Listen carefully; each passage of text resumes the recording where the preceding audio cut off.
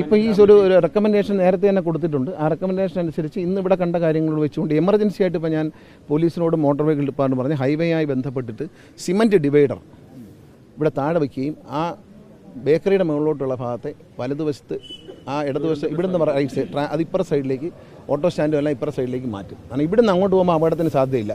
അവിടുന്ന് ഇറങ്ങി വരുമ്പോഴാണ് അപകടത്തിന് കൂടുതൽ സാധ്യത. ആ പാർക്കിംഗ് ഷിഫ്റ്റ് ചെയ്യണം. ആ പാർക്കിംഗ് നിർബന്ധമായിട്ട് ഇപ്പോഴത്തെ നാട്ടുകാരെല്ലാം നിൽക്കുമ്പോഴാണ് പറയുന്നത് നാളെ ഞാൻ പോയി കഴിഞ്ഞിട്ട് എതിർപ്പൊന്നും പാടില്ല. ആ പാർക്കിംഗ് അപകടത്തിൻ്റെ ഒരു കാരണമാണ്. ആ ഓട്ടോ സ്റ്റാൻഡ് ഉൾപ്പെടെ ആ ബേക്കറിക്ക് മുകളിലോട്ട് കിടക്കുന്ന എല്ലാ വണ്ടികളും ഇടതുവശത്ത് വലതുവശത്ത് ആ വശത്ത് പാർക്ക് ചെയ്യണം. നിങ്ങൾ തന്നെ നോക്കിക്കോ, ഞാൻ വെറുതെ പറയുന്നതല്ല. വെറുതെ അത് വിലയിരുത്തൽ വളരെ കറക്റ്റാണ്. അത് മാറുമ്പോൾ തന്നെ പകുതി അപകടം കുറയും. ഏത് അല്ല നേരത്തെ തന്നെ പരിശോധിച്ചിട്ടുണ്ട്. അവർ ഉദ്യോഗസ്ഥന്മാരത് പരിശോധിച്ചിട്ടുണ്ട്. അവർ IIT പാലക്കാട് IIT വരെ പഠിച്ച് റിപ്പോർട്ട് നൽകിയിട്ടുണ്ട്.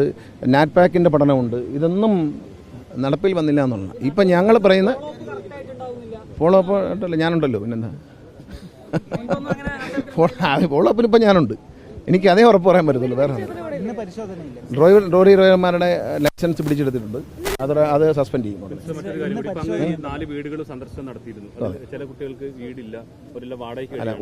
ഒരു കുഞ്ഞിൻ്റെ അച്ഛൻ ഓട്ടോ തൊഴിലാളിയാണ്. അദ്ദേഹത്തിന് വീടില്ല, സ്ഥലമില്ല.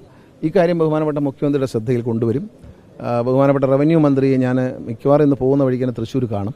അപ്പോൾ അദ്ദേഹമായിട്ട് സംസാരിച്ചതിന് ശേഷം അവിടെ അദ്ദേഹത്തിന് റവന്യൂ ലാൻഡ് അവിടെ ഉണ്ട്, ഒരു പുറമ്പോക്ക് ലാൻഡ് ഉണ്ട് എന്ന് പഞ്ചായത്ത് പ്രസിഡന്റും മെമ്പർമാരും ശ്രദ്ധയിൽപ്പെടുത്തിയിട്ടുണ്ട്.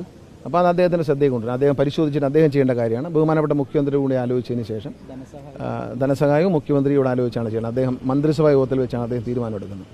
അക്കാര്യത്തിൽ അദ്ദേഹം ഒറ്റയ്ക്ക് ഒരു തീരുമാനം എടുക്കാറില്ല. കാര്യങ്ങൾ ചർച്ച ചെയ്തതിന് ശേഷം മന്ത്രിസഭാ യോഗത്തിൽ അദ്ദേഹത്തിന് അനുയോജ്യമായ തീരുമാനം മുഖ്യമന്ത്രി എടുക്കും.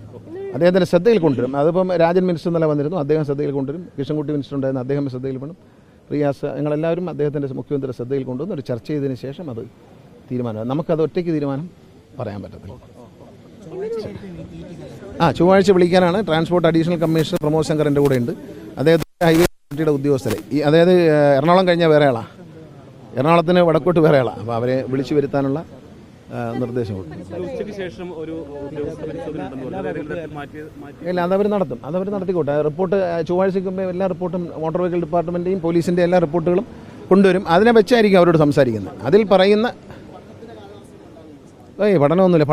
ഈ പഠനത്തിന് പോയാൽ പിന്നെ പഠിച്ചാൽ തിന്നെ തീരത്തില്ല. ഒരിക്കലും പരീക്ഷ എഴുതാൻ പറ്റത്തില്ല. അതുകൊണ്ട് പഠനം കഴിഞ്ഞ് ഇനി പരീക്ഷ എഴുതാന്നുള്ളൂ. റിസൾട്ടാണ് പ്രധാനം.